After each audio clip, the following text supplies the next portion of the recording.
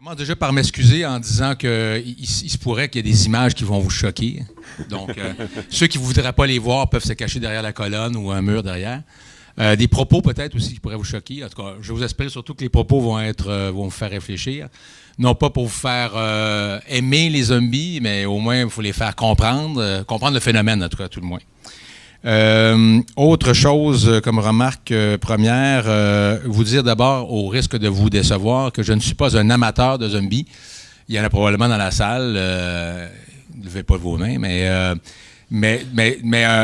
depuis quelques mois, j'étudie la question et elle me passionne. Donc, sans être un amateur et surtout pas un expert, donc je suis devenu un grand passionné de la question. Mais alors, gênez-vous pas, ceux qui seraient nettement plus connaisseurs que moi, de me contredire ou même à la limite de m'arrêter parce qu'il y a des choses que j'ai dites qui seraient vraiment hérétiques ou de ce type-là. Parce que je vais nommer évidemment plusieurs jeux vidéo auxquels j'ai jamais joué. Je vais vous nommer plusieurs livres que j'ai jamais lus et plusieurs films que j'ai jamais vus non plus. J'ai pas eu le temps de tout faire ça. Ça fait quand même plusieurs mois que je suis là-dedans, mais je me suis rendu compte de l'énormité du bassin dans lequel on peut puiser. Là, on parle quand même de 400 films depuis 1966. On parle quand même, en tout cas, je vous dirai ça tantôt là, pour vous montrer un peu comment l'invasion a déjà commencé. Là. Si vous avez peur de l'invasion des zombies, je veux juste vous dire qu'elle est commencée. Et dernière remarque, il y a beaucoup de choses à dire, donc je vais commencer, mais encore une fois, n'hésitez pas à m'arrêter. Je vais reprendre un petit peu les propos de Robert, en tout cas des barbares de Barico. Barico qui est un homme extrêmement, un auteur extrêmement inspirant. Donc je vais essayer de surfer justement, je vais faire mon barbare, je vais commencer. Je vais essayer de surfer donc sur ce qui vient d'être dit, c'est fort intéressant effectivement. La question donc de la frontière, la question du mur, la question de la contamination. Hein, vous avez tous noté évidemment déjà la préparation au sujet. Alors, la raison pour laquelle j'ai intitulé ma conférence « Les zombies sont à nos portes », c'est en fait parce que c'est un peu en référence à une certaine époque que vous, les jeunes, vous n'avez pas connue, mais qui était la menace soviétique. Hein, donc, il y avait un film, entre autres, une comédie, si mes souvenirs sont bons, qui date de 1966, qui était déjà une comédie, on s'entend bien, mais qui disait « The Russians are coming », « The Russians are coming ». Donc, c'était nos envahisseurs, hein, c'était nos barbares de l'époque. Quand même extraordinaire qu'en 1966, on ait pu en faire une comédie alors qu'on était en pleine guerre froide. Je reviendrai sur le sujet plus tard.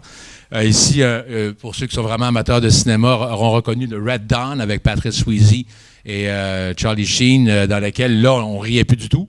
Et pourtant, on est en 1984, mais ceux qui sont férus de politique, ils verront peut-être une sorte de contamination par les politiques de Reagan. Mais donc, je faisais une référence, donc je reviens avec mon titre, référence au fait que les barbares sont toujours à nos portes, hein, ils sont peut-être même au pied de la muraille, ils sont au pied du mur de Donald Trump, ils sont de plus en plus au cœur de nos vies, hein. Je vous parlais de nombre de films, entre autres. Il y a paraît-il, mes chiffres datent de 2012. Vous m'excuserez ceux qui sont vraiment geeks des stats, là, mais en 2012, en tout cas, dans mes références, on disait qu'il y avait 400 applications qui avaient rapport avec les zombies. Donc, vous imaginez un peu. Donc, ils sont au cœur de nos technologies, ils sont au cœur de notre imaginaire. Mais alors, quand je dis qu'ils sont à nos portes, en fait, ils sont carrément parmi nous. J'essaierai de jouer là-dessus. Donc, c'est notre nouvel envahisseur, donc c'est ce que je dis depuis tantôt. C'est une guerre d'espèces, hein, on parle bien donc de morts vivants. Hein, nous considérons encore jusqu'à nouvel ordre vivant, on a affaire à des gens des créatures qui, eux, transportent la mort avec eux. C'est une guerre totale, hein, il n'y a pas de compromis possible. On verra un peu les nuances qu'on pourra faire avec d'autres sortes d'envahisseurs ou d'autres sortes de barbares. C'est un barbare au cube, si on peut dire ça. La guerre est totale, la guerre est unique, évidemment. Il n'y en aura pas une autre après. Hein. Faut s'y faire. Et donc, c'est ça, c'est une guerre définitive. Très important, là, je vous parlais d'amateurs de zombies ici dans la salle. Ceux qui seraient absolument, mais totalement ignorants de ce que c'est qu'un zombie, on va quand même déjà faire une petite définition. Mes étudiants font toujours ça quand ils font un exposé. Important d'avoir la définition. Alors c'est des gens qui sont revenus d'entre... le zombie, c'est quoi? Il est revenu d'entre les morts, hein? C'est assez évident. Il attaque et il dévore les vivants. On reviendra sur l'aspect cannibale de la créature, du monstre. C'est la morsure ou la blessure, donc, qui contamine les vivants. Et très important de comprendre que c'est un mal qui est incurable, mais c'est dans le cas du zombie en tant que tel, la seule façon de le détruire, c'est par le cerveau. Hein. Donc, tout ça est bien mystérieux, évidemment. Il n'y a rien de scientifique là-dedans, mais il faut faire avec les règles qui sont celles-ci. Autre donnée importante, oui, je me suis trompé de page. OK, oui. Ben oui, alors, vous avez compris, donc, je l'ai dit tantôt, c'est l'invasion donc, de l'imaginaire collectif. On s'entend que c'est d'abord un imaginaire culturel. J'essaierai de ramener à moi mes confrères et consoeurs politologues et sociologues. Là. Il y a aussi, bien sûr, il y a des dimensions, bien sûr, sociologiques, politiques qu'on essaiera de voir ensemble. Je vous ai mis ici les White Walkers pour les amateurs de Game of Thrones parce que c'est comme un teaser pour la fin. J'espère arriver jusqu'à là parce que, évidemment, les White Walkers sont vraiment ma nouvelle passion. Là, beaucoup plus intéressant peut-être même que les zombies, mais on verra un peu qui ils sont exactement. Mais ici, on les voit en plein... je me demande si c'est pas Oxford Circle ou quelque chose comme ça à Londres. Donc, on voit déjà qu'ils ont contaminé, qui ont carrément envahi le territoire. Important aussi de comprendre, j'en discutais dernièrement avec une copine française, me disait, non, nous en France, on ne connaît pas ça, les zombies, c'est nord-américain. Alors, oui, elle a en partie raison, même si l'invasion s'est rendue jusque-là, ça c'est indéniable, n'en déplaise à ce qu'elle voulait me dire. Mais c'est un fantasme beaucoup plus américain qu'autre chose, états-unien, dirions-nous. Je lis la phrase, je pense qu'elle a son pesant d'or, fonctionne comme une réécriture de la destinée manifeste. Vous savez que les Américains ont cette idée qu'ils ont une sorte de peuple élu, hein, n'est-ce pas? Et alors, dans la... Et donc, des manifestes... Alors, ils appellent ça le Manifest Destiny, hein, donc c'est la terre promise, c'est le peuple élu, etc. Donc, c'est une réécriture donc, de la destinée manifeste des pionniers qui sont venus ici en Amérique, sans cesse menacés par la nature sauvage et par ses habitants, donc indigènes. Qu'est-ce que ça veut dire exactement? Ça veut dire que derrière ces histoires de zombies, il faut bien comprendre que tout un imaginaire américain très profond, on parlait tantôt, Robert est parti, mais on parlait tantôt de la frontière, hein, de frontier, c'est une donnée importante de l'imaginaire américain, hein, le fait que, et puis d'ailleurs, Trump est en train d'en faire un nouvel outil de propagande. Il faut fermer la frontière, mais il y était un temps où la frontière était infinie. Hein, on la voyait toujours plus loin.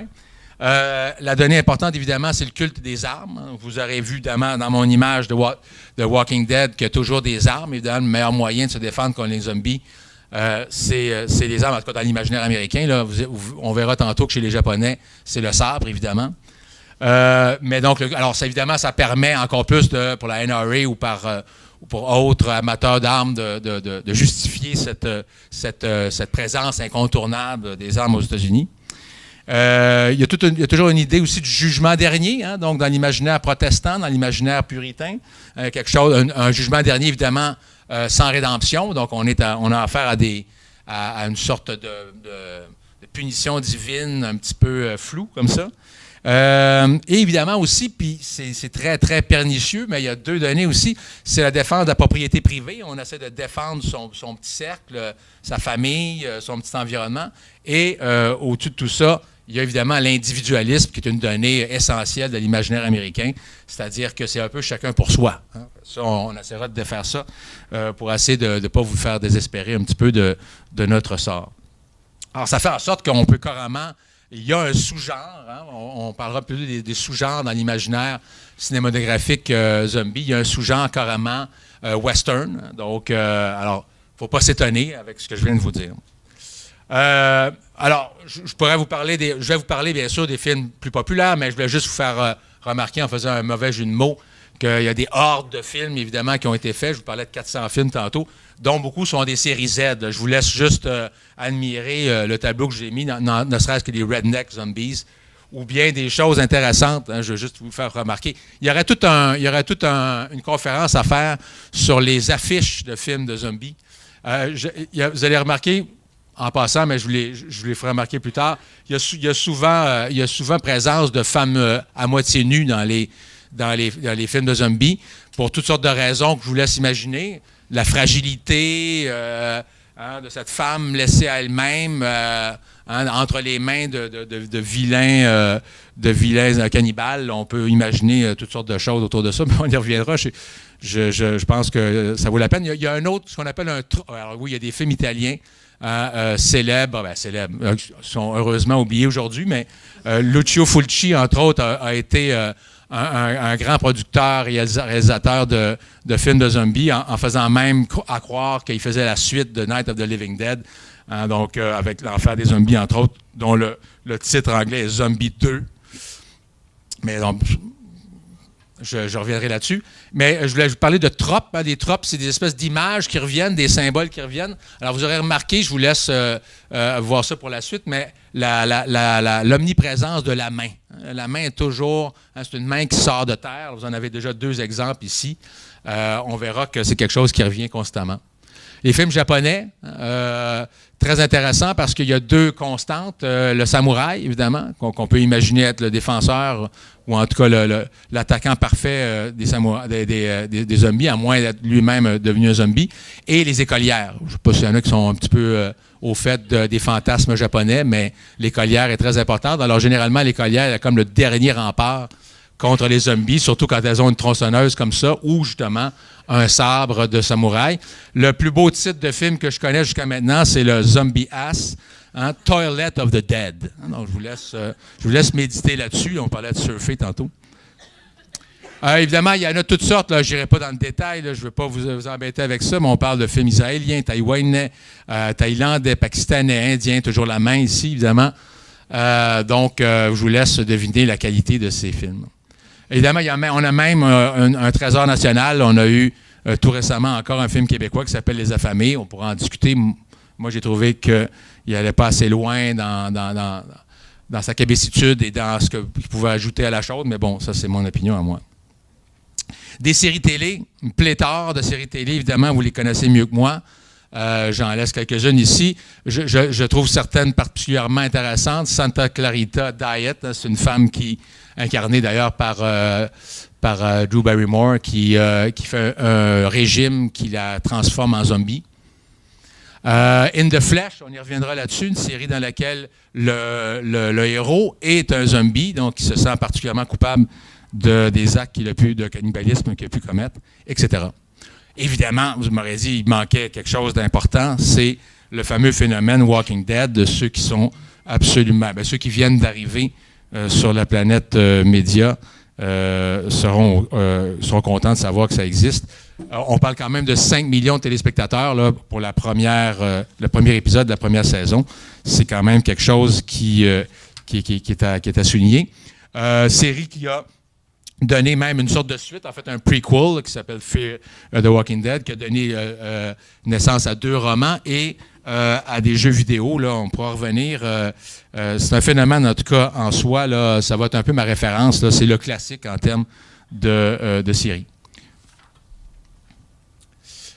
Des romans aussi. Là aussi, je ne veux pas m'étendre. Je veux juste vous dire que, contrairement aux vampires, contrairement à d'autres monstres célèbres, le zombie n'a pas de classique, n'a pas de Frankenstein par une Mary Shelley ou de Dracula par un Bram Stoker. Donc, on a essentiellement un personnage qui vient du cinéma, essentiellement.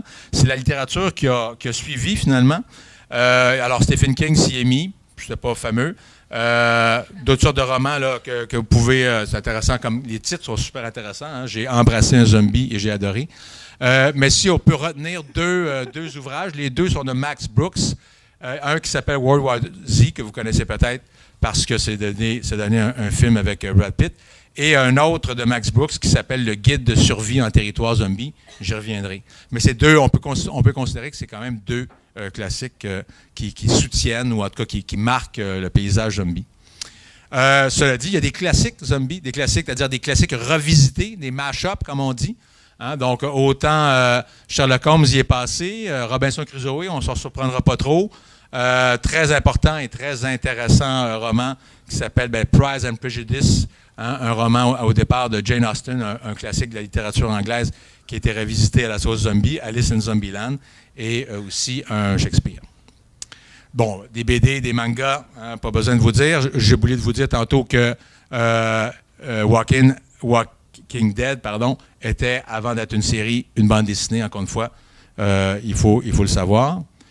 Et il faut savoir aussi, ceux qui sont amateurs de super-héros, on pourrait parler de super-zéro, en tout cas, dans la mesure où on a toute une planète Terre parallèle dans laquelle tous les super-héros ont leur double zombie. Là, je vous laisse deviner ce que ça peut donner.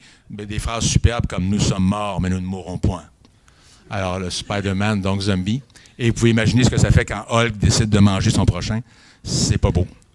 Donc, jeux de table, jeux vidéo, hein, là aussi une pléthore. Je n'embarquerai pas là-dedans pour l'instant. C'était juste pour vous donner une petite idée. Vous aurez peut-être reconnu là, des bons vieux jeux vidéo, même des années 80. Et, croyez-le ou non, bien sûr, des livres, des jeux pour enfants. C'est quand même pour vous dire comment l'invasion va loin dans nos univers. Même un nouveau stade d'évolution que vous connaissez peut-être vous-même, qui s'appelle le Smumbie. Hein, donc, mélange de smartphone et de zombie, c'est-à-dire cette habitude que certains ont de marcher avec un téléphone dans les mains et d'avoir l'air d'à peu près ça. Hein, on sait que dans les pays du Nord, en Scandinavie, en Allemagne, on a même carrément des panneaux pour avertir du danger que représentent ces gens-là. Pour ceux qui ne sauraient pas, le métro de Montréal, la plupart des pannes du métro de Montréal sont dues à des gens qui laissent tomber leur cellulaire sur la voie et qui veulent aller le chercher. Donc, en Chine et en Corée, on a réglé le problème. On a des trottoirs pour marcher avec son cell phone. Alors là, on peut même aller très, très loin. Hein. On peut aller jusqu'à des... Alors, c'est un sous-genre, là aussi. On est dans le stripper zombie. Donc, dont certaines actrices de stars porno. On est vraiment, littéralement, pour ceux qui connaissent un peu ces grands principes, on est littéralement dans le Eros et Thanatos. On imagine mal les voir ensemble, mais oui, ça arrive. Et là aussi, on est dans un monde puritain encore. On sent bien qu'il y a quelque chose là. Le sexe est dangereux. Le sexe peut vous dévorer. Le sexe peut vous rendre dingue. C'est le cas de dire. Évidemment, les Japonais s'y sont mis aussi. Ils ne sont jamais très, très loin. Alors, they'll dance for a fee, but devour you for free. Alors, on peut même aller, puis là, je passe très vite parce qu'on en a un haut le cœur, je règle en y pensant, mais il y a aussi un sous-genre qui s'appelle le zombie porn. Alors, avec toutes sortes de beaux titres comme Repenetrator et puis Porn of the Dead et Dung of the Dead. Alors, on parle littéralement de sous-culture zombie. Hein? Je vous laisse, hein, imaginez, vous êtes horrifiés, évidemment. Là. Vous ne vous rendez pas compte comment on est vraiment envahi. Vous pourriez même avoir la chance, sur votre beau terrain, d'avoir un nain de jardin zombie. Hein. Donc, des guides de croissance personnelle qui sont autour du thème. Hein. Vous pourriez même apprendre à parler zombie. Il y a même des workouts, donc spécialement pour vous défendre contre les zombies. Je ne suis pas sûr que ça fonctionne, cela dit, mais... Et bien sûr, on comprend bien que le zombie fait vendre. Moi, mon préféré là-dedans, évidemment, c'est le bavoir zombie, zombie snack. Il y a un humour américain qui est quand même toujours assez extraordinaire, qu'on le veuille ou non. Et bien sûr, donne à vendre et aussi, bien sûr, à manger. On n'aurait pas imaginé. On pourrait même avoir une devise qui serait de la tombe à la table. Alors, il y a même des menus végétariens zombies. Donc, le zombie fait marcher. Vous connaissez peut-être aussi cette nouvelle mode qui s'appelle le zombie walk ou les zombie walk ou les marches zombies. Les zombies, donc, peuvent même faire marcher pour des causes que moi, je qualifierais de nobles. Il y a le mouvement Occupy qui a utilisé les zombies. On sait que ceux qui ont bien fréquenté les manifestations en 2012 savent qu'il y avait parmi nous des zombies. Et aussi, en même temps, il y a eu des marches zombies dans la mesure où on est, puis j'avais noté ça, là, évidemment, on est dans une sorte de récupération de la manifestation. Vous comprendrez bien que les policiers n'ont pas interdit de manifester à ces occasions-là. Il n'y avait rien de dangereux là, donc il y avait une sorte de récupération de la marche ou de la manifestation. Hein. C'est la logique de l'émeute, mais pacifiée en parade carnavalesque, comme dirait Antonio Dominguez Leyva. Alors, tout ça pour arriver au fait que le zombie, c'est un sujet sérieux. C'est un sujet sérieux. Si vous regardez juste la pléthore d'ouvrages qui ont été faits en France et au Québec, là, je me réduis à ça. Sur le phénomène zombie, on parle de petite philosophie zombie, de sociologie des morts vivants, etc. Donc, c'est là-dessus que je vais surfer, justement, comme on disait tantôt. Vous saurez peut-être aussi qu'il y a un Zombie Research Center aux États-Unis qui réunit plusieurs spécialistes de toutes sortes de disciplines, y compris la physique, la neuropsychologie, etc., qui se penchent sur le phénomène. Jusqu'en 1999, il y avait une vingtaine de publications scientifiques par année. Aujourd'hui, on en compte 100. Donc, 100 publications à chaque année depuis l'an 2000 sur le phénomène zombie. Alors, je ne veux pas vous fatiguer avec trop de citations, mais quand même, il y a eu un colloque. Il y a eu 2 colloques en 2012, juste au Québec. Un de l'ACFAS, un qui s'appelait Invasion zombie. Alors, pour vous donner une petite idée de tout ce qu'on peut dire sur les zombies, le zombie apparaît comme un consommateur aliéné. Il fait du lèche-vitrine comme durant son vivant. Il n'est pas sûr si ce qu'il consomme assure vraiment sa survie. Le zombie, tout à fait autre interprétation. Donc ici, le zombie comme consommateur, on reviendra là-dessus. Ou alors le zombie comme symbole de la dissolution de l'État. On est comme des individus atomisés, séparés du tout, ce qu'on appelle en sociologie l'anomie. Et là, on va très loin en disant que c'est le jugement dernier, je le disais tantôt, sans rédemption.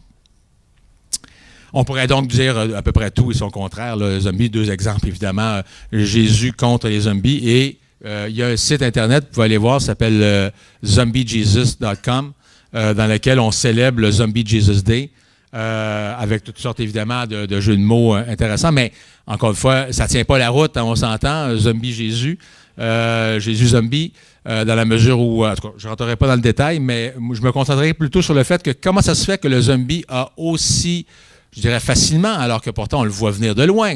Pourquoi il a autant de place dans notre univers? Alors, je vais donner 3 principales raisons. On verra un petit peu si on ne peut pas en rajouter d'ici la fin, parce que je ne sais pas trop comment je vais finir, mais je sais que je vais finir dans les temps, j'espère. Mais c'est sa plasticité, le fait qu'il soit très malléable, sa force métaphorique, vous avez déjà constaté, et sa valeur cathartique, donc dans quelle mesure il peut servir de défouloir, là, pour dire ça crûment. Bien, sa grande plasticité, si vous vous consacrez aux jeux vidéo ou si vous voulez en créer vous-même, vous constaterez, en tout cas les concepteurs vidéo se gâtent beaucoup. On a toutes sortes de types de zombies, les zombies boss qui sont ultra violents, les zombies rampants, les berserk, donc qui sont dans une sorte de frénésie meurtrière sacrée. Le spitting zombie, donc qui crache une sorte d'acide. Celui qui dégage un gaz quand il est atteint dans le Call of Duty. Un floater zombie, un doomer zombie, un dancing zombie. Plants and Zombie, le jeu est assez rigolo. La force métaphorique, maintenant, il y a toutes sortes de choses qu'on peut dire autour de ça. On peut dénoncer la violence, on peut dénoncer la mort, évidemment, la mortalité, dénoncer ou en tout cas l'appréhender. Le cannibalisme, on y reviendra bien sûr, c'est une dimension importante. L'invasion, l'infection, l'infestation, le consumérisme, j'ai dit tantôt l'individualisme, évidemment. Le sexisme, pourquoi pas, le racisme. Parce qu'évidemment, quand je vous parlais tantôt de stripper zombie, vous avez bien compris que c'est littéralement prendre les femmes pour de la viande. On a bien compris. Donc, on pourrait évidemment dénoncer des choses là-dedans. L'effondrement de la famille, pourquoi pas, on y reviendra. L'inceste, l'anomie, je vous disais tantôt, le fait qu'on soit dans une sorte de société dans laquelle les valeurs communes ont disparu. C'est assez, ça me paraît assez évident. Alors, toutes sortes de métaphores qu'on pourrait faire très rapidement. Un épisode donc d'une série des années 90, si mes souvenirs sont bons, qui s'appelait Masters of Horror, dans lequel, fin 90, c'est des soldats qui reviennent de la guerre en Irak, qui reviennent zombifiés. Et c'est très drôle comment ils ont pu imaginer ça, mais la seule façon, et donc on peut imaginer, ils sont zombifiés, donc ils sont dans une sorte de syndrome post-traumatique. Mais la seule façon de les rendre inoffensifs, vous savez comment?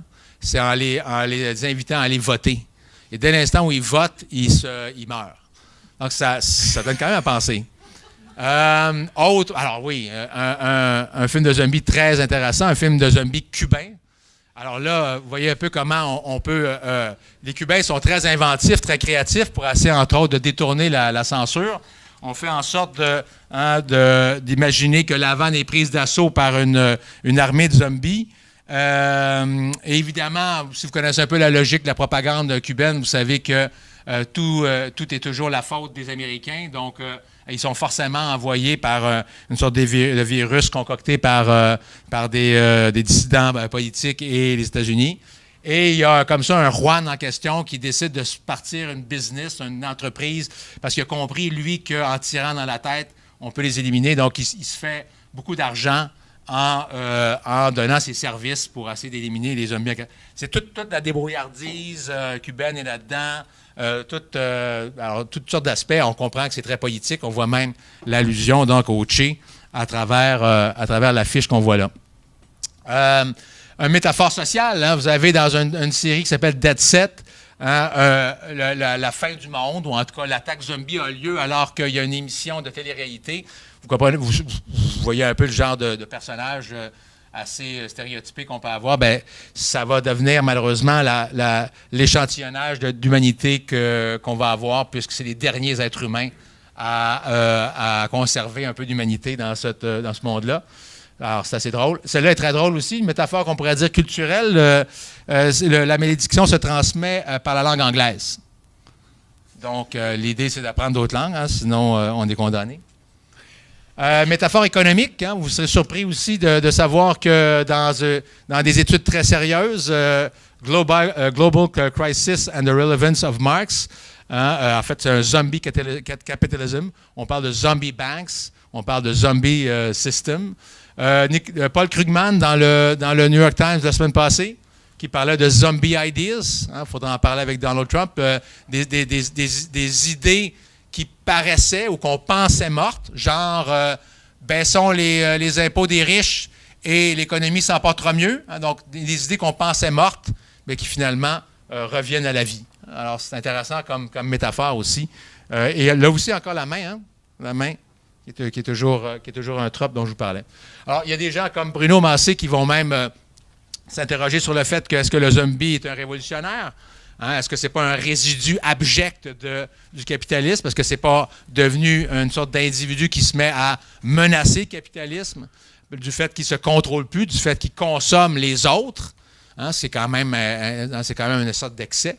C'est un individu qui ne se définit pas par son statut social ou par son portefeuille, son compte en banque. Et c'est surtout un individu qui ne reconnaît pas la propriété privée, hein, qui ne reconnaît pas surtout le statut social des autres. Alors, mais cela dit, donc, Maxime Coulombe, qui est notre philosophe zombie, lui, au contraire, on est dans une révolte sans projet, évidemment. Les zombies sont absolument pas, n'ont pas d'idée de quoi que ce soit, mais on peut les voir comme ça si on veut. Alors, moi, ce que je trouve le plus intéressant, évidemment, puis c'est là qu'on arrive directement à notre sujet, le sujet donc de la menace barbare, c'est le fait qu'il y a là une valeur cathartique. Donc, si le mot vous fait peur, il y a comme une sorte de purgation à travers ce personnage-là. On peut se purger de nos angoisses, évidemment, nos angoisses vis-à-vis de la fin des temps ou de comment les choses sont en train de se passer actuellement dans le monde. Ça peut évidemment vous aider à exorciser vos tendances destructrices, meurtrières. Les jeux de zombies sont particulièrement violents, on le sait. Et là aussi, c'est intéressant, on peut même tester sa débrouillardise à travers la métaphore du zombie. On y reviendra tantôt. Ce qui m'apparaît être un peu la clé de voûte de mon exposé, si on veut dire ça, ou en tout cas l'assise, je dirais, archétypale, c'est le fait que le zombie est littéralement un faisceau. Donc, à l'intérieur de ce personnage-là, qui a l'air un peu grossier comme ça, vous êtes bien d'accord avec moi, qui est un peu pâteau et qui n'est pas très, très spectaculaire, mais il contient un paquet d'autres personnages. On pourrait dire ça comme ça. C'est une sorte de boîte à surprise. Donc, à la fois, bien sûr, le cannibale en tant que tel. La goule, vous connaissez peut-être, c'est un monstre qui a un peu disparu, mais qui hante les cimetières et qui dévore les cadavres. Le vampire, évidemment, on peut aller jusque-là, donc il se nourrit des vivants. La seule différence, c'est qu'évidemment, le vampire en laisse, alors que le zombie, lui, il le mange au complet. Le prédateur, évidemment, en général, évidemment, qui est un archétype quand même en soi, là, celui qui attaque. Le pestiféré, hein, le contagieux, celui qui nous menace. Hein, on en a jusque dans la Bible des exemples. La momie, hein, donc le fait d'être exhumé. Le revenant, bien sûr, le fantôme, celui qui revient de la mort, du monde des morts. Et le Frankenstein, évidemment, je mets des guillemets, évidemment, parce que Frankenstein, c'est celui qui a créé la créature, mais le fait que, dans bien des cas, le zombie est issu d'une expérience qui a mal tourné et qui fait qu'il est devenu ce qu'il est. Je n'irai pas trop loin là-dessus, je pourrais revenir, hein, mais il y a un sociologue qui s'appelle Zizek qui a fait la différence entre le vampire et le zombie. Le vampire, ce serait l'incarnation de la libido. Hein. On est dans quelque chose de beaucoup plus sexy, évidemment, avec le vampire. Hein. On est dans quelque chose d'aristocratique, d'érotique. On pourrait même aller jusqu'au point d'en faire une sorte de libertin. Alors que pour le cas du zombie, on est beaucoup plus dans la pulsion, hein, dans quelque chose qui est beaucoup moins raffiné. Il y a un gars qui s'appelle Max Landis, qui est le fils du réalisateur, qui disait « It's pretty fun to be a werewolf. It's damn sexy to be a vampire. Everyone wants to be special, but no one wants to be a zombie. » C'est comme un nobody, le zombie. Oui. Mais la libido, c'est pas la pulsion sexuelle, justement? Oui. Ben, comment le vampire, s'il incarne la libido, il incarne pas la pulsion? Bonne question. Ben, c'est-à-dire que comment on pourrait dire ça, Benoît?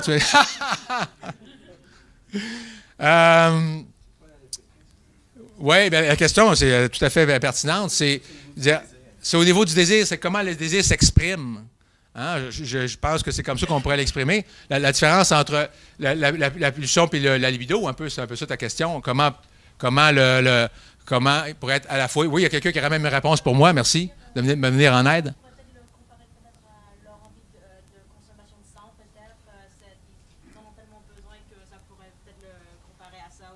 Bien, c'est ça, c'est qu'une pulsion, il y a quelque chose qui dévore et qui dévore même l'objet du désir. Je comprends un peu cette idée-là, alors que la libido, je peux désirer l'autre en laissant des petits morceaux, même à la limite en l'amenant de mon côté à moi, comprends-tu? La libido, c'est quelque chose déjà de plus, j'allais presque dire, de plus raffiné que la pulsion. La pulsion, c'est le viol. La pulsion, c'est même au détriment de l'autre, on s'entend, même dans la destruction de l'autre, littéralement. Je ne sais pas si déjà je suis un peu plus crédible dans ce que je viens de dire là. J'espère que je ne suis pas en train de démolir tout l'édifice que je viens de bâtir. Mais par rapport à la libido, ça serait pas aussi une situation aussi amoureuse envers la personne qui Oui, fait le mal, oui, tout le reste? oui, absolument. Que le zombie ne nous laisse pas du tout réfléchir pour réagir selon notre instinct. Très bien dit. Puis c'est pour ça que je vous ai mis Tom Cruise, évidemment. C'est pour ça que j'ai mis Brad Pitt. Tantôt, j'en parlerai. Mais il y a eu, un moment donné, dans le cours de l'évolution du zombie, il y a eu ce qu'on a appelé la Rice-ification. Vous connaissez Anne Rice? Anne Rice, c'est la première, en tout cas la première connue, qui a commencé, bien avant Twilight, évidemment, Twilight, ça l'a comme désexualisé, mais parce qu'on s'entend qui est l'auteur de Twilight, mais dans le cas de Rice, elle a carrément sexifié, elle l'a carrément rendu sexy, puis Coppola a embarqué dans la ronde, évidemment, mais on est littéralement dans un vampire qui est beaucoup plus dans la séduction, qui est beaucoup plus dans quelque chose d'attirant et dans quelque chose, évidemment, d'humain. On y reviendra très, très prochainement. J'ai même mis Salma Hayek ici, c'est pour vous dire comment je tenais à cœur cette comparaison. Alors, cela dit, soyons bien conscients. On parle littéralement de quelque chose de vraiment pas sexy, une créature lente, bête, sans esprit. La définition qu'on en donne dans Dawn of the Dead, j'en parlais tantôt, là, le deuxième film de Romero, These creatures are nothing but pure motorized instinct. Alors, on parlait de la pulsion tantôt, hein? L'instinct brut, l'instinct sans aucun raffinement. Alors, je le dis, donc, l'incarnation de la pulsion. Pour ceux qui voudraient avoir une très bonne comédie satirique, Shaun of the Dead, hein, dans laquelle, justement, on rigole sur le fait qu'il y a une très belle scène dans laquelle on voit des gens comme ça, puis on se dit, ça y est, c'est les zombies en question, mais c'est juste les gens qui vont au travail le matin. Hein, donc, on comprend la critique derrière ça. Il y a toujours, évidemment, dans tous les films de zombies, puis il y a toujours une Robinsonade, je m'excuse d'utiliser un mot un peu savant, mais on est toujours dans le schéma de Robinson Crusoe. Hein. On est toujours en train de se rabattre sur un lieu isolé, un bunker, hein, dans Day of the Dead, un centre commercial, je reviendrai, dans Dawn of the Dead, une maison dans Night of the Living Dead. Donc, on est toujours dans un... Hein, et dans le cas de Shaun of the Dead, c'est un film britannique, il ne faut pas l'oublier, c'est le pub. Hein, donc, on se rabat sur le pub, là où on peut enfin trouver des amis et de la bière. Ce qui est quand même toujours utile pour passer le temps quand on est envahi par des zombies. Donc, alors, allons-y. 6 types de zombies. Ça me vient d'un spécialiste des zombies qui s'appelle Kyle William Bishop. J'ai rajouté, hein, je m'en excuse à Kyle si jamais il est dans la salle, j'ai rajouté le mutant ici. Donc, j'ai comme un peu fait une entorse mais j'en ai mis 6 pour bien décrire l'envahisseur auquel on fait face. Le vrai zombie, soyons bien clairs, c'est, en tout cas, tout le monde s'entend là-dessus, est d'origine vaudou. On peut l'écrire avec un E ou sans E. Et là, on voit bien comment il y a eu une entorse, hein, déjà dès le départ, là, avec ce que je vous ai décrit tantôt. C'est un revenant docile au service d'un sorcier qu'on appelle les bocards, ou d'un colon, hein, parce que là, on peut imaginer aussi qu'il y a toute une métaphore aussi, ou en tout cas une manipulation du colon ou du planteur. Hein, donc, de faire en sorte de rendre des morts esclaves, hein, des esclaves dociles, des esclaves qui n'ont plus rien à dire sur quoi que ce soit. On n'est pas du tout ni dans un contexte de fin du monde, ni dans un contexte de contagion, ni dans un il n'y a pas de cannibalisme en tant que tel. C'est autrement dit, si vous êtes en Haïti, si vous connaissez un peu Haïti, on n'a pas peur des zombies, on a peur d'être ou de devenir un zombie. C'est littéralement ça qui serait la grande différence. Il n'y a pas de fatalité non plus dans le zombie vaudou. On est sous le sortilège, on est sous la comment dirais-je, d'ailleurs c'est une drogue qu'on utilise généralement, on est sous l'envoûtement d'un sorcier, mais on peut être désenvoûté, là, ce maléfice-là peut être brisé. Ce qui est intéressant, c'est ce que le cinéma américain, hollywoodien, a fait donc de ce personnage haïtien, ou en tout cas antillais. Alors, il y a là des personnages dans tous ces films que vous voyez ici, là, King of the Zombie, White Zombie, I Walk with a Zombie, Voodoo Man aussi, dans laquelle, généralement, je dis bien généralement, je vais essayer d'en faire une sorte de grande loi, c'est une femme blanche qui est littéralement devenue, qui a été envoûtée. Et là, vous imaginez tout ce que ça peut supposer, hein, de sexuel, de manipulation, et évidemment, c'est toujours l'homme noir qui est jamais trop loin. Hein, donc, on peut imaginer toute cette peur de l'autre, toute cette peur, donc, de l'autre qui se met à nous menacer. Hein, l'autre, évidemment, qui se venge, l'autre, évidemment, exploité. C'est très intéressant parce que la question, donc, du noir, la question de l'afro-américain ou l'afro-antillais, dans le cas de ces films-là, est toujours menaçant. Dans Night of the Living Dead, c'est toujours un petit peu aussi involontaire, on s'entend. Dans le Night of the Living Dead, je vais en parler dans 2 petites minutes, mais je ne peux pas m'empêcher de vous en parler tout de suite. C'est le premier grand film de zombies, et Romero le fait pour 114 000 et il y avait sous la main c'est le seul bon acteur du film, d'ailleurs, à mon avis, qui joue le rôle de Ben, c'est un noir. Mais ce qui est extraordinaire, c'est que c'est celui qui réussit, c'est le héros qui réussit à défendre la maison contre des zombies. Puis à la toute fin, alors qu'il a vraiment réussi à se débarrasser des zombies, il y a une milice de redneck qui arrive et qui le tue. Parce qu'il pense que c'est un zombie. Alors, c'est intéressant. C'était pas du tout l'intention de Romero d'en faire une sorte de lecture raciste qui dénonçait le racisme, mais c'est devenu avec le temps quelque chose de cet ordre-là. Alors, lentement, hein, on est dans les années 50, pour ceux qui m'auraient perdu de vue, on est dans les années 40, 50. Tout de suite, on est encore, je rappelle qu'on est dans pleine guerre froide. Tout d'un coup, il y a un petit déplacement qui fait que les créatures peuvent être irradiées, hein, parce qu'on est en pleine paranoïa atomique, évidemment. Vous voyez un peu les titres des films, hein, qui laissent penser ça, où on peut les imaginer venant de l'espace, parce qu'on est déjà en train de commencer à travailler là-dessus, ou en tout cas l'imaginaire s'y prépare. Paraît-il que c'est le film le plus mauvais film de l'histoire du cinéma. Mes collègues en cinéma seront peut-être m'appuyer là-dessus. En tout cas, toutes les grandes études le disent. C'est un film d'Ed Wood, pour ceux qui connaîtraient. donc Plan 9 from Outer Space, dans lequel il y a justement des créatures venues de l'espace qui viennent contaminer, dévorer, en tout cas au moins psychologiquement, les êtres humains. Invisible Invaders, Creature with Atomic Brain. Hein. Donc, on est dans une sorte de zombie, évidemment, qui a quitté les Antilles, mais qui est déjà un zombie, c'est-à-dire un être qui est manipulé, mais qui vient contaminer les autres, qui vient nous envahir, nous, les Occidentaux, les Nord-Américains, les capitalistes, etc. Vous voyez ça comme vous voulez. Là, j'essaie de vous revenir sur ce que je viens de dire. On est en pleine paranoïa, je le disais. Donc, on a peur de l'invasion des commies, hein, des communistes. On a peur de la radiation. On a peur de l'infiltration. Pour ceux qui connaissent un petit peu, Invasion of the Body Snatchers, hein, l'invasion des profanateurs de sépultures. Donc, une espèce c'est des extraterrestres qui viennent s'infiltrer à travers une sorte de plante et qui vient la nuit s'emparer donc de nous et nous remplacer. Hein, on devient comme des espèces de coquilles vides et ces individus-là tuent les autres.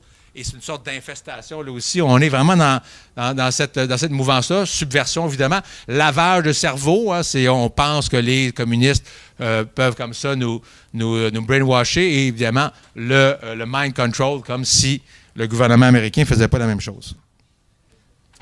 Alors donc, j'en arrive à mon fameux zombie moderne, le troisième type de zombie. Je vous en parlais tantôt. Le Night of the Living Dead, ce serait l'espèce de fondation du film de zombie qui crée donc littéralement l'archétype. Alors, je vous le donne encore les principales caractéristiques qui vont vraiment s'inscrire là pour de bon. Hein.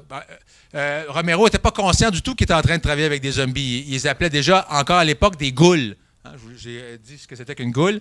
Cadavre exhumé, pour une raison totalement inexpliquée. Ils viennent en horde, évidemment. On dira tantôt pourquoi c'est si important. Ils sont contagieux et ils sont violents, sans conscience. Tout ça, on avait bien compris ça tantôt. Alors, l'instigateur, donc Romero, qui est mort il y a 2 ans, il me semble, disait, donc, j'ai pensé être en train de créer un tout nouveau monstre. Les voisins se transformaient subitement en mangeurs de chair, en goules. Alors, pour ceux qui connaissent un petit peu, si on veut parler d'un classique, mais qui n'est pas un classique en bonne et due forme de zombie, mais qui est quand même une œuvre fondatrice, 1954, I Am Legend. Vous connaissez bien sûr au moins la version avec Will Smith, merci. Mais donc, de l'aveu même de Romero, ce serait son ouvrage de référence. Mais on s'entend bien, c'est des vampires dans le livre, mais des vampires violents, des vampires particulièrement carnivores et qui peuvent très bien être transformés sans problème en zombies. Et aussi, vous rappelez, si on revient à Romero, on est encore au stade de Night of the Living Dead dans une sorte de fable. Hein? On n'est pas dans quelque chose du tout là, d'explication scientifico-militaire ou ce que vous voulez. On est dans une sorte de fable, autrement dit, il y a comme une sorte de magie. Hein? Lui-même, il dit c'est une sorte de punition divine. Hein? Les gens s'interrogent là-dedans, puis ça va être longtemps comme ça. Là, on y reviendra tantôt. Je veux justement. Alors, il faut savoir aussi, là, le contexte a changé. On est en pleine guerre du Vietnam. Tom Savini, si mes souvenirs sont bons, qui est le maître des effets spéciaux de Romero, a fait lui-même la guerre du Vietnam. On est dans un moment très important pour l'imaginaire américain. Du cadavre impur. Hein. Vous savez que dans la Deuxième Guerre mondiale, puis même avant, bien sûr, on a des études là-dessus, d'ailleurs, qui prouvent que les photos étaient sélectionnées pour avoir des beaux cadavres bien héroïques, avec la main sur le cœur, etc. On cachait toutes les formes de cadavres qui auraient pu être répugnants. Vous savez qu'en général, pendant la guerre, spécialement la Première Guerre mondiale, on meurt beaucoup plus d'un morceau de cerveau ou de tibia de son copain d'à côté plutôt que d'un obus. Alors, toutes ces choses-là, on cachait ça, mais avec la guerre du Vietnam qui se passe, je le rappelle, en direct à la télé, c'est la première guerre télévisée en direct. On a littéralement un imaginaire de sanguinolence et de putréfaction et de décomposition des corps qui va littéralement marquer l'imaginaire. Évidemment, vous comprendrez bien que le film d'horreur va en profiter. L'apogée, on pourrait dire que l'apogée donc, du film de zombie est Dawn of the Dead, donc qui est très intéressant parce que là aussi, Romero, c'est une sorte de génie sans le savoir. il apprend donc qu'il y a un centre d'achat, un centre commercial qui vient d'ouvrir dans son coin, décide donc, il est encore en construction ou en chantier, il décide d'aller tourner là. Et le film tourne autour de cette idée de la consommation, hein, l'anti-critique du centre commercial, c'est-à-dire que les survivants se réfugient dans le centre commercial et donc c'est comme l'espèce de dernier oasis où on peut enfin vivre dans la surabondance, en tout cas au moins temporaire. Et à un moment donné, parce que justement, c'est chacun pour soi, il y a des motards qui finissent par rentrer là-dedans. Et parce que justement, ils ne pensent pas à long terme, là, ils enfoncent les portes, puis derrière, il y a les zombies qui rentrent. Et les zombies sont condamnés eux-mêmes à errer dans un centre d'achat. Encore une fois, comme je vous disais tantôt, une sorte d'image, je dirais, caricaturale de nous en tant que consommateurs, ou en tant que surconsommateurs, qui ne savent pas qui ne savons pas trop qu'est-ce qu'on veut acheter, mais on veut acheter. Donc, alors, dans le film, c'est très clair, c'est marqué « Ils sont comme nous ». Hein, on le dit très clairement à un moment donné du film. Alors, il y a une autre étape importante que vous connaissez certainement parce que c'est devenu un classique du vidéoclip, en tout cas trailer. Et là, trailer, vraiment, il y a l'avant-trailer, puis c'est comme si là, ça y est, là, on est tanné, on n'est plus capable d'avoir peur des zombies, on va en rire. C'est littéralement une sorte de danse macabre à la sauce Michael Jackson, évidemment. On parle donc de morts qui dansent, etc. C'est littéralement, on commence donc ce qu'on va appeler la phase parodique. Hein. Donc, parce qu'on ne peut plus en avoir peur, on va en rire. Alors, le zombie est grotesque. Hein. Pensons-y 2 minutes, hein, lent comme il est. Hein, horrible, mais en même temps pâteau. Hein, bête et violent. Immoral, mais quand même profondément ridicule. Alors, il provoque le rire qui soulage. Hein. On va soulager pendant un certain temps. On continue d'ailleurs de le faire. Le film le film de zombie qui a rapporté le plus d'argent, c'est Zombieland. Vous l'avez peut-être vu. C'est une comédie en bonne et due forme. Il y a une sorte de revanche. Il représente quelque chose qui nous répugne. On va en rire un bon coup. Ça va nous faire du bien. Alors, je vous donne une série de titres, là, vous les connaissez peut-être, là, Reanimator, I Was a Teenage Zombie, etc. Brain Dead, qui est un film de Peter Jackson, très, très connu, je pense. On l'appelle même ça des zombies, hein, tellement que c'est devenu un genre en tant que tel. Alors, arrive donc un moment que vous connaissez tous, qui est un moment historique incontournable. Le 11 septembre commence donc cette espèce de paranoïa devant tout ce qui pourrait être attaque terroriste, qui correspond en même temps à l'épidémie de SRAS. On l'a déjà oublié, mais il y en a eu d'autres depuis ce temps-là. Mais, donc, contamination idéologique aussi, bien sûr. Donc, il y a quelque chose là qui va marquer une étape extrêmement importante et ça va littéralement relancer la peur du zombie dans l'imaginaire occidental. Donc, pandémie, attaque terroriste, ça suffisait. Puis si ce n'était pas assez clair, et là, je vous garantis que je ne suis pas allé voir ces films-là. J'entends bien le faire dans les prochaines années, quand je serai à la retraite, entre autres. Mais il y a des films de zombies, littéralement, avec Ben Laden, des films de zombies où les talibans ou les djihadistes sont zombifiés. Donc, vous pouvez imaginer, là, on parlait tantôt du barbare. Le barbare par excellence, c'est le terroriste. Le barbare par excellence, c'est l'arabe. Le barbare par excellence, c'est l'islamisme. On l'a très, très bien vu dernièrement. Hein. On a eu une belle rencontre avec la meute. On sait très bien quels sont, dans leur imaginaire, hein, le méchant, le barbare, celui qu'il ne faut absolument pas laisser rentrer ici. Alors ici, c'est très clair. On dit même ici « There's a new conflict in the Middle East ». C'est assez clair. Résurrection du zombie, littéralement. Renouvellement du zombie. Simon Pegg, qui est le réalisateur de Shaun of the Dead, va carrément appeler ça un zombie 2.0. C'est tout à fait un autre... Les puristes diront que ce n'est pas des vrais zombies.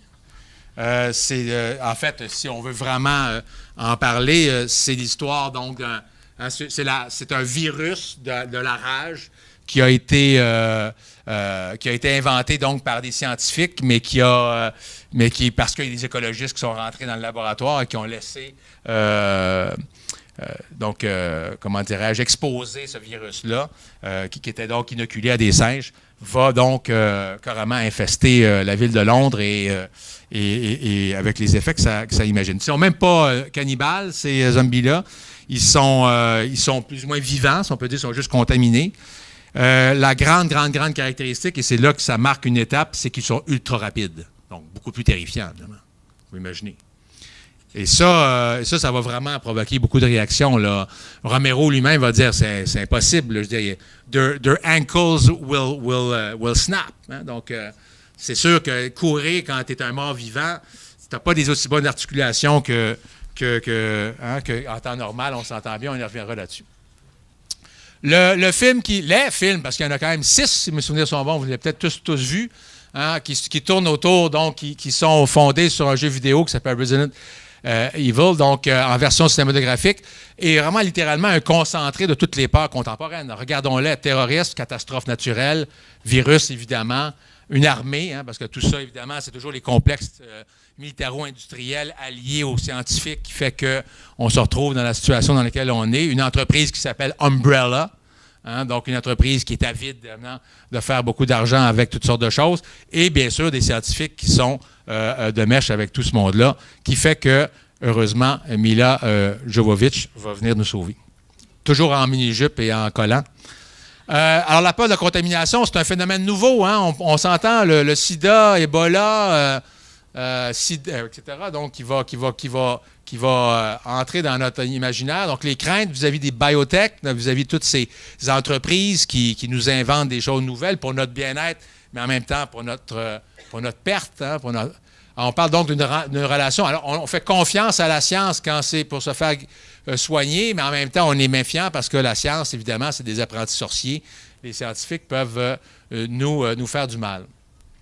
C'est tellement vrai ce que je vous dis, et là, on parle quand même des années 70, vous allez me dire, je triche un peu, mais on est déjà dans les premières préoccupations écologistes. On a carrément des films de zombies qui sont fondés sur, justement, la peur par exemple, dans ce cas-ci, des pesticides. On a un film français donc de zombies, Les raisins de la mort, dans lequel on a justement des vignes. Vous savez comment c'est important, évidemment, c'est fondamental pour la France. Donc, les vignes sont contaminées. Évidemment, comme tout le monde boit du vin, tout le monde est contaminé. Encore la main, je le disais. Ici, vous avez Toxic Zombies. Alors, ils pensaient que c'était juste pour tuer des herbes, mais finalement, ils ont fait pousser une nouvelle sorte de moisson. Oui? Pourquoi la main est tout le temps importante? Parce que c'est la main qui vient de saisir la cheville, qui vient de saisir... c'est la main du mort qui sort de terre. Il n'y a pas un symbolique plus que ça. J'en vois pas, mais non, j'ai pas pensé à ça. Moi qui tiens mon micro ici, pourrais-je trouver autre chose? Non, c'est vraiment la main, c'est pas la main telle qu'elle comme ça, même si celle-là est là, mais c'est vraiment la main qui sort de terre, puis qui vient de surprendre. Dans les films d'horreur, tu le sais, tout de suite, on est toujours... D'ailleurs, c'est les deux seules choses qui peuvent faire peur dans le zombie lent, c'est le fait qu'il te prenne par surprise, ou bien qu'il soit pas tout seul. On y reviendra tantôt parce que, évidemment, qui dit barbare dit horde. On y arrive, faites-vous-en pas. Le héros, très intéressant. Autant si vous examinez l'évolution du cinéma américain en particulier, western entre autres, de guerre aussi, on est dans l'idée qu'on pourrait peut-être s'intéresser, puis le Vietnam, encore une fois, est un moment marquant, on pourrait peut-être s'intéresser à l'autre, à l'ennemi, aux barbares, justement. Alors, c'est l'idée, donc, que le monstre, c'est nous, ou alors, en tout cas, le monstre en question nous ressemble. Alors, on va commencer à faire ce qu'on appelle des ROM. Alors, là, en langue anglaise, il y a vraiment tout ce qu'il faut, le ROM Zomcom, donc des Romantic Zombie Comedy, dans lequel on continue à en rire, mais dans lequel, tout d'un coup, le zombie devient sympathique, devient attachant. Prenez un film canadien, on peut être fier, qui s'appelle Fido, dans lequel on a rendu esclaves des zombies avec un collier électrique qui les empêche donc de mordre leur maître. Mais le Fido en question, je porte bien son nom, devient une figure paternelle beaucoup plus importante que le père lui-même qui se fout de sa famille, qui se fout de sa femme et de ses enfants. Donc, vous voyez un peu déjà, l'affiche est assez intéressante. Vous avez un autre film dont je parlerai tantôt, Warm Bodies, dans lequel il y a une sorte de Roméo-Juliette entre un zombie et une jeune fille. Là, je vous parlais tantôt, j'ai précédé mon propos, on parle de racification, donc on décide de s'intéresser aux vampires, on décide de s'intéresser, dans ce cas-ci, aux zombies. Il devient conscient, il devient attachant. On lui donne même la parole, éventuellement, on y reviendra. Donc, en termes de héros littéraires, parce que aussi, ben, comme je suis prof de littérature, il faut quand même que je vende ma salade, mais il reste quand même que la force de la littérature, vous la connaissez certainement, c'est qu'on peut beaucoup plus comprendre l'intériorité des personnages. On peut, à travers la narration. Donc ici, vous avez un personnage qui est univoque, évidemment. Dans le cinéma, c'est beaucoup plus de l'extérieur qu'on les voit. C'est difficile de trouver sympathique quelqu'un qui est en 1000 morceaux. Alors que là, on peut commencer, donc, si on va à l'intérieur de lui, si on commence à suivre ses pensées, devenir plus ambivalent, plus complexe, plus riche.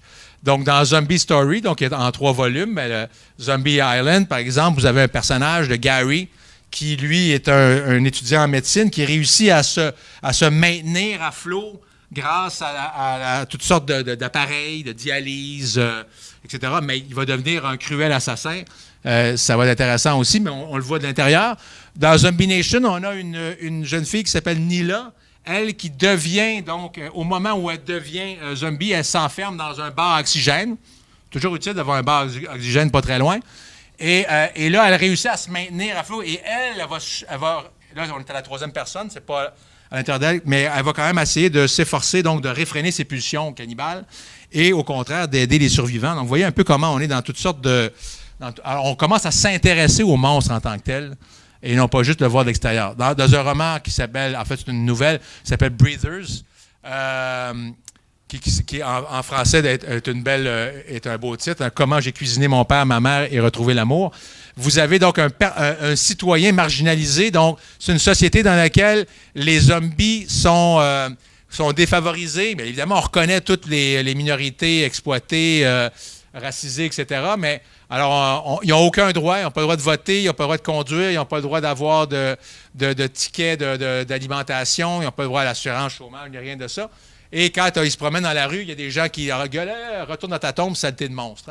Vous reconnaissez bien sûr les Afro-Américains des années 50 et avant, bien sûr. Alors lui, il va commencer à devenir une sorte de militant. Il va se tenir dans la rue avec une pancarte. Les zombies sont aussi des personnes. Et il va commencer à devenir carrément un revendicateur des droits des zombies. Alors, vous voyez un peu jusqu'où on peut aller. Et c'est tout ça, évidemment, très intéressant. Là. Celui dont je vous parlais tantôt, Warm Zombies, vient d'un roman qui s'appelle Vivant. C'est une sorte de réinterprétation, justement, de Roméo et Juliette, avec un Roméo là, qui commence à récupérer tranquillement la conscience. J'accélère un petit peu quand même. J'arrive donc à mon zombie mutant. J'en ai parlé tantôt. C'est un zombie qui n'est pas du tout... pour les puristes, un zombie qui commence à être beaucoup plus terrifiant. Alors, vous voyez déjà Simon Pegg, toujours le scénariste de Shaun of the Dead, il fait réagir. Donc, la mort est un handicap, pas une superpuissance. Il est difficile de courir avec un rhume. Alors, imaginez avec la maladie la plus invaliditante de toutes. On est assez d'accord avec lui, mais il reste quand même qu'en termes d'efficacité, c'est assez difficile à battre un zombie qui est plus rapide que vous. Et là, on avait déjà préparé ça dans différentes versions, là, notamment dans un remake, le remake, entre autres, de Land of the Dead, de Dawn of the Dead, pardon, dans des jeux vidéo, puis dans 28 Days, dont je parlais tantôt, c'est évident aussi. Le 6e et dernier, c'est le zombie du monde réel. J'en ai déjà parlé tantôt, mais je veux dire, il y a carrément des kits de survie, des trousses de survie. Il y a des jeux de poursuite sur les campus, il y a des camps d'entraînement d'entreprise. Il y a des courses de zombies, il y a des camps d'été autour des zombies, mais dans l'idée toujours de faire en sorte que vos enfants soient capables de se défendre dans la vie. Alors, au moment même, justement, où on est, comme dirait Antonio Dominguez, dans un moment, justement, où on est carrément dans une... la plupart d'entre nous, on ne saurait même pas faire un feu, ou en tout cas, certainement pas chasser notre chevreuil. On est vraiment dans une sorte d'urgence pré-apocalyptique qui est assez intéressante. On est carrément dans ce qu'on appellerait un paradigme survivaliste. Vous savez qu'il y a des gens qui se préparent déjà à la fin du monde. Alors, il y a, par exemple, les CDC, je ne sais pas si ça vous dit quelque chose, les Center for Disease Control. Il y en a partout aux États-Unis, comme ça, dans tous les États. Bien, en 2012, ils ont envoyé un message disant de se protéger contre les attaques de zombies. Alors, dans le Huffington Post, ils ont fait comment on appelle ça, un éclaircissement, un démenti pour dire non, c'était juste pour vous faire comprendre que chacun d'entre vous devrait avoir chez lui un certain nombre de litres d'eau, des pansements, des choses. Mais la panique a été pognée pendant quelques mois, quelques jours en tout cas. La Colombie-Britannique a fait la même chose, le Japon, la France. Alors, autrement dit, en disant, bien, si vous êtes prêt à une attaque de zombies, vous êtes prêt à n'importe quelle fin du monde. C'est un peu ça l'idée. Alors qu'on utilise cette peur-là à bon escient ou à mauvais escient, ça dépend comment on voit ça. C'est littéralement une figure post-apocalyptique, hein, on s'entendra. C'est le symptôme d'un pessimisme évident. On n'est pas dans des lendemains qui chantent, on est dans des choses qui sont, en tout cas, d'après l'imaginaire zombie, qui ne seront pas vraiment drôles. Comme dit Maxime Coulombe, le philosophe des zombies, une part de nous rêve d'assister à la fin de l'humanité. Si vous voulez une référence un peu plus savante encore, ou en tout cas plus littéraire, Chateaubriand disait « Tous les hommes ont un secret attrait pour les ruines. Hein? » Donc, il y a comme quelque chose, une portion de nous qui voudrait dire hey, « C'est tellement pourri ce monde, oh, on devrait détruire ça et refaire quelque chose de nouveau. » Alors, il y a un peu de ça, hein, comme catharsis, là, c'est-à-dire l'idée de voir un monde envahi par des zombies, puis que finalement, on puisse s'en sortir, évidemment, parce qu'on est plus débrouillard ou parce qu'on a réussi à en tuer un bon nombre.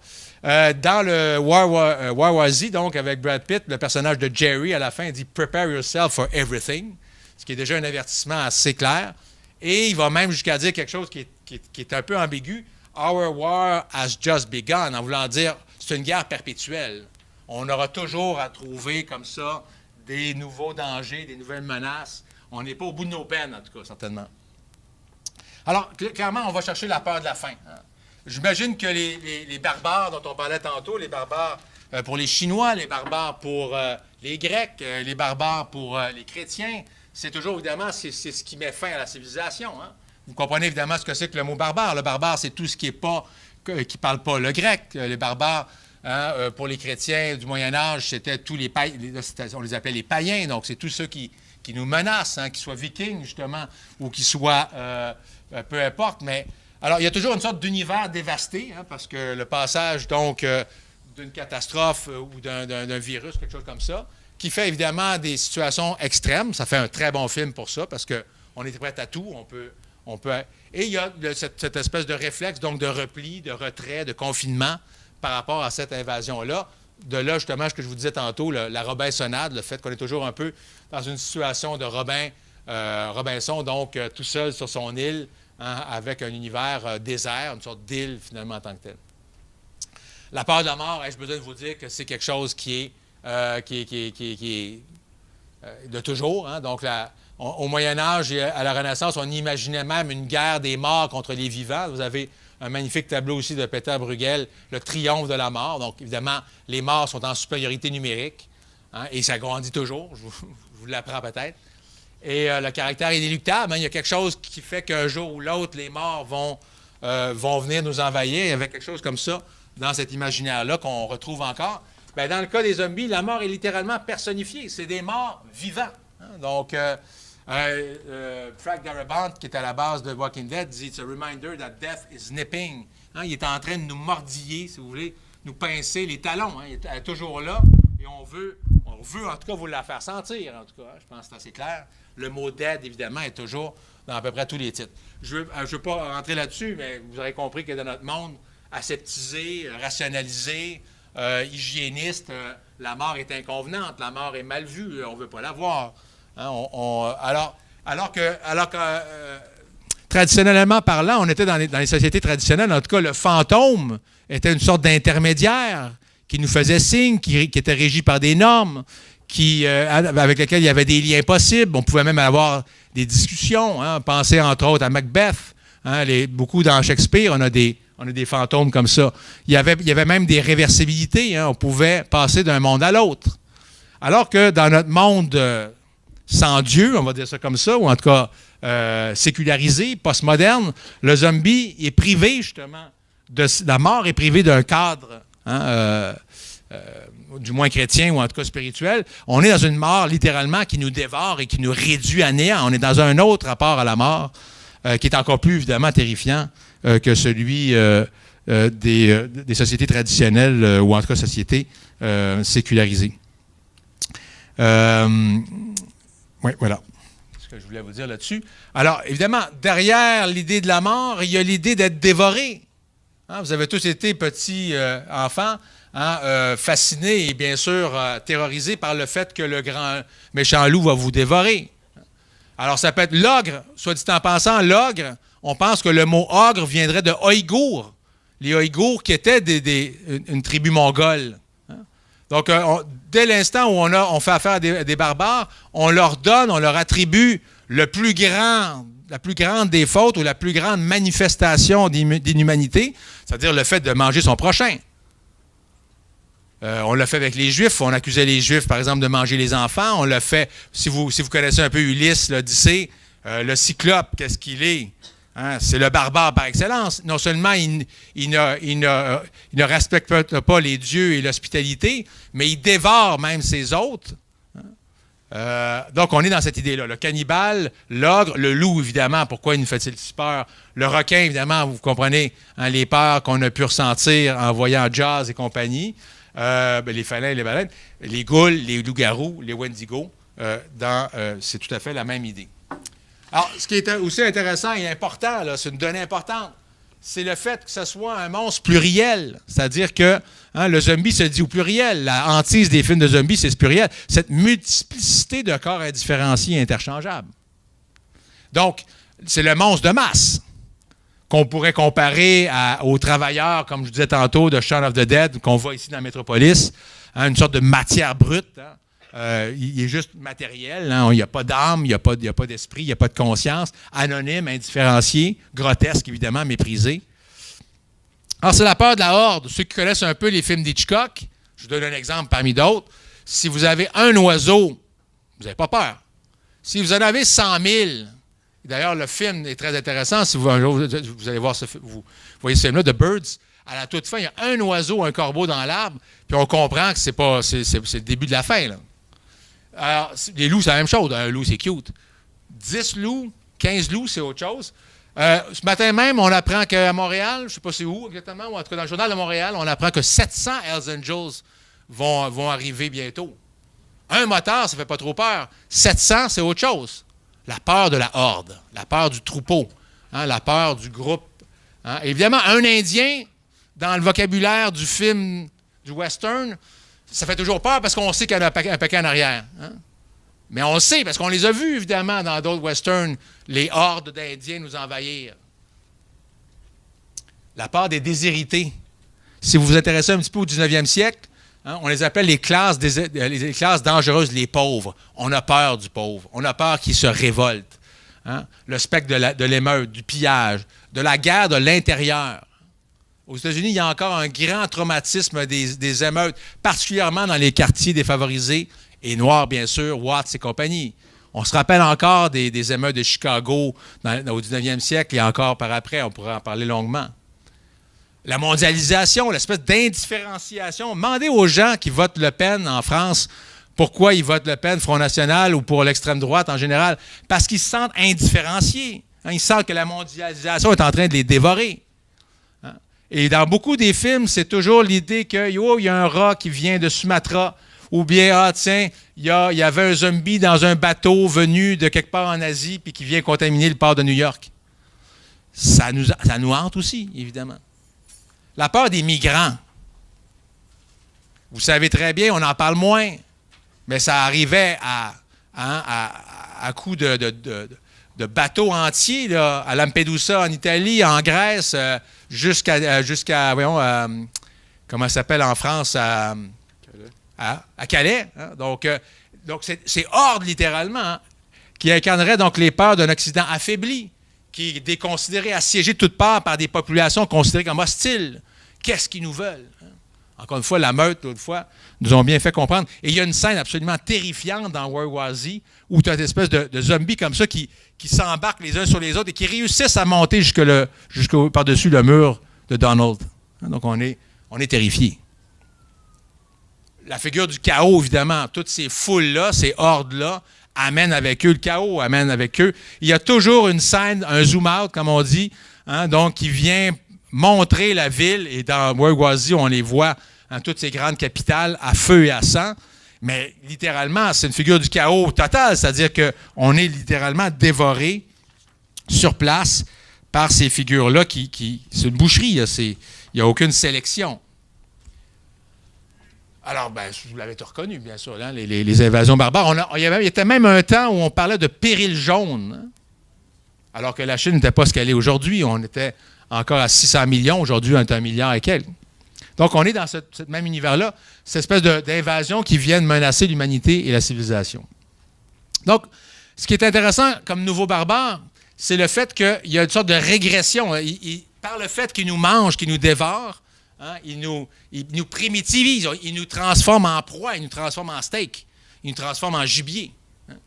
Et il nous amène le chaos dans la mesure où, je prends juste un exemple, un comics book qui s'appelle Pieces for Mom. La mère est zombie, elle demande elle exige de sa mère, elle veut manger son fils, et le fils, pour réussir à détourner lui donne le père. Si ce n'est pas le chaos, je ne sais pas ce que c'est. On est en train, justement, hein, on assiste à la dissolution de la famille de l'intérieur, par le fait qu'il n'y a plus rien qui compte, il n'y a plus rien qui tient, finalement. On aurait pu se demander, tiens, cette peur-là, est-ce qu'elle ne nous viendrait pas des images qu'on a vues des créatures de l'ère génocidaire, c'est-à-dire ces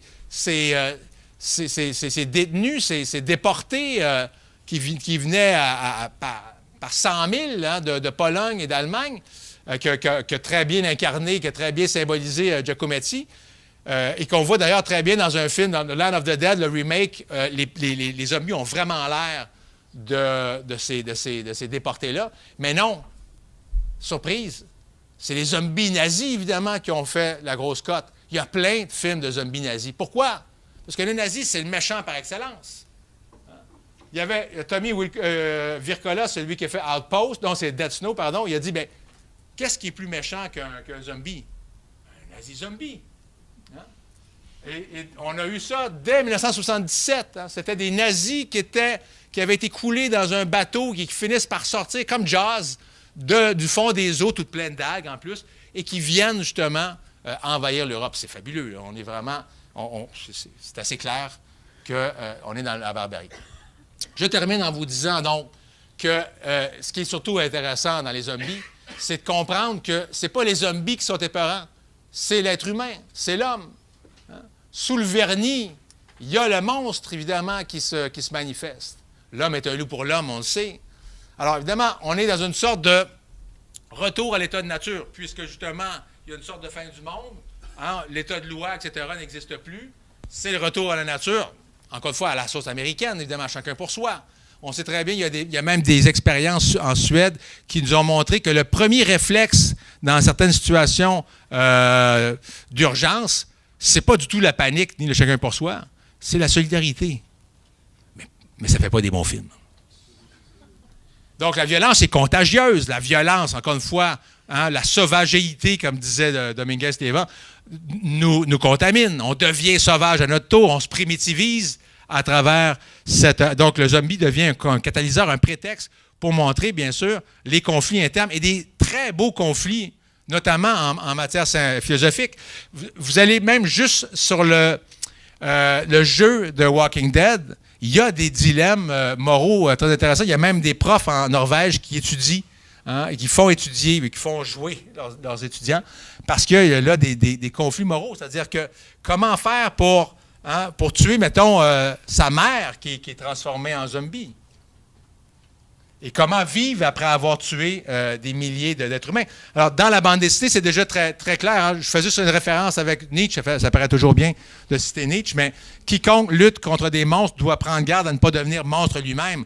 C'est tout le tissu de Walking Dead, la bande dessinée, comme le film, est autour de ça. Tant qu'on est en conflit avec Negan, ça va bien. Hein?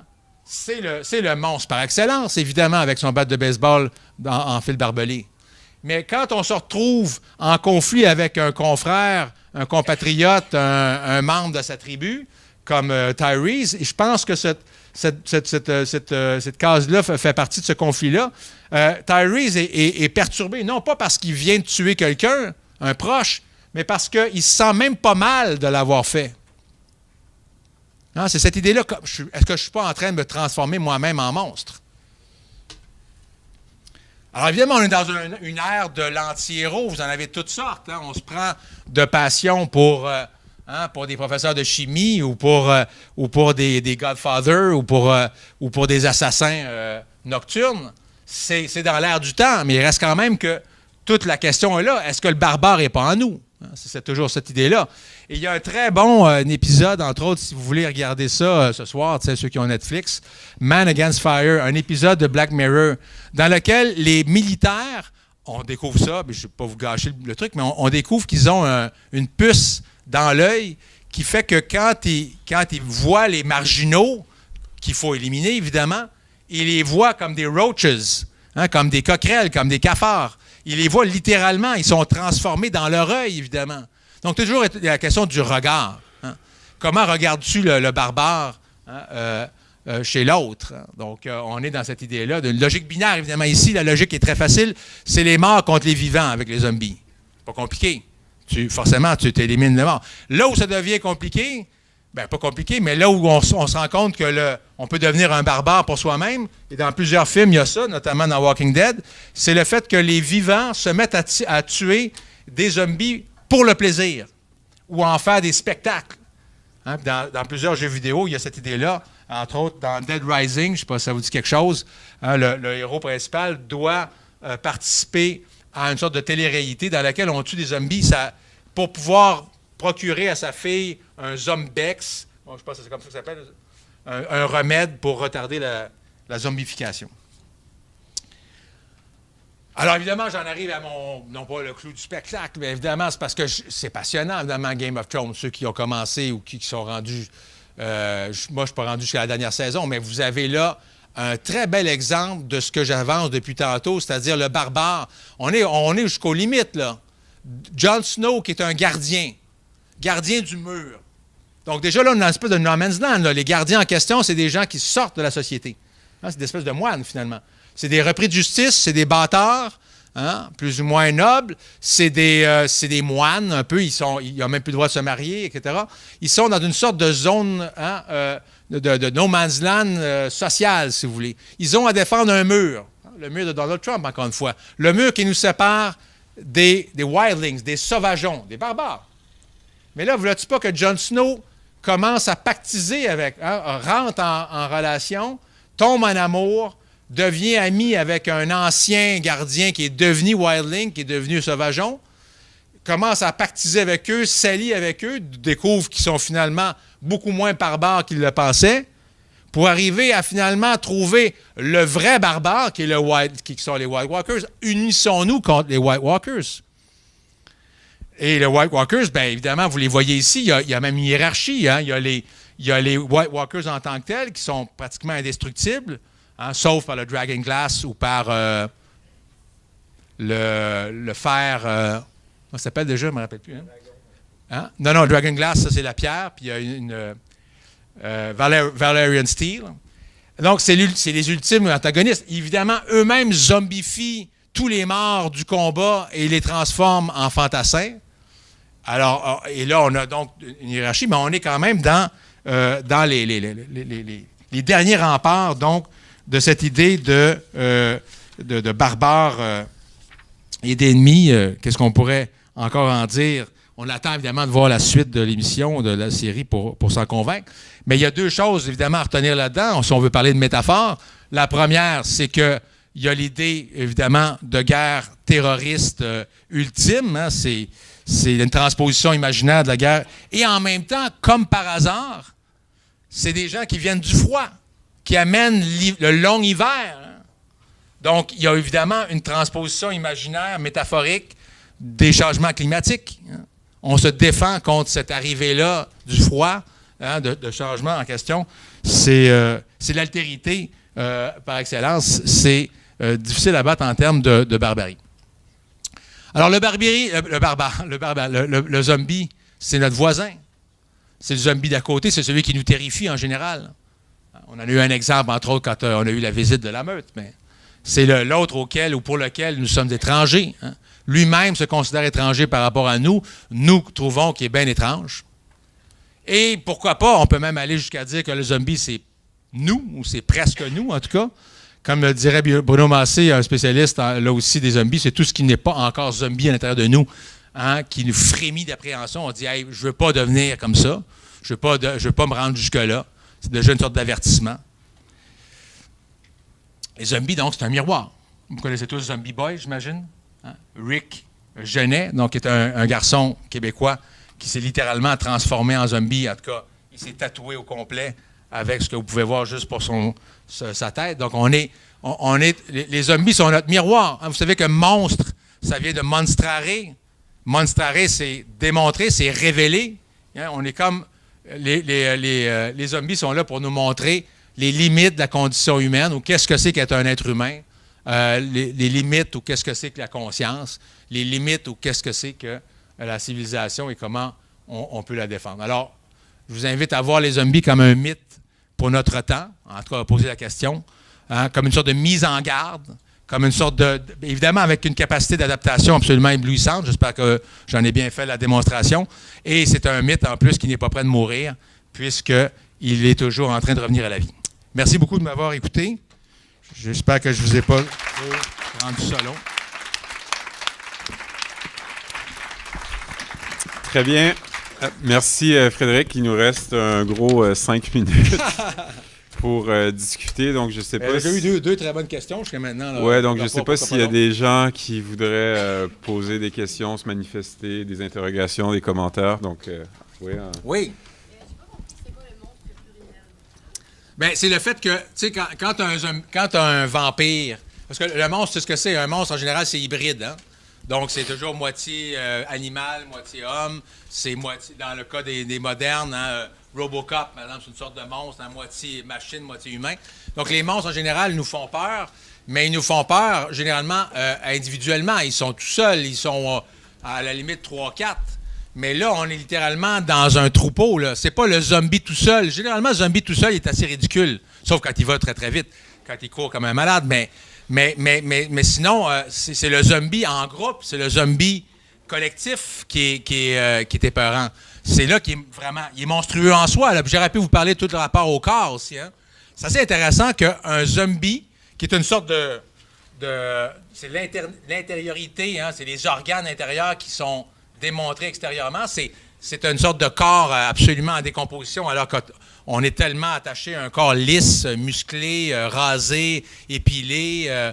Bon, des fois, il fait des petits piercings ou des petits tatouages, mais généralement, on l'aime très propre, alors que là, c'est l'inverse, évidemment. Donc, c'est quelque chose de monstrueux en soi, on s'entend.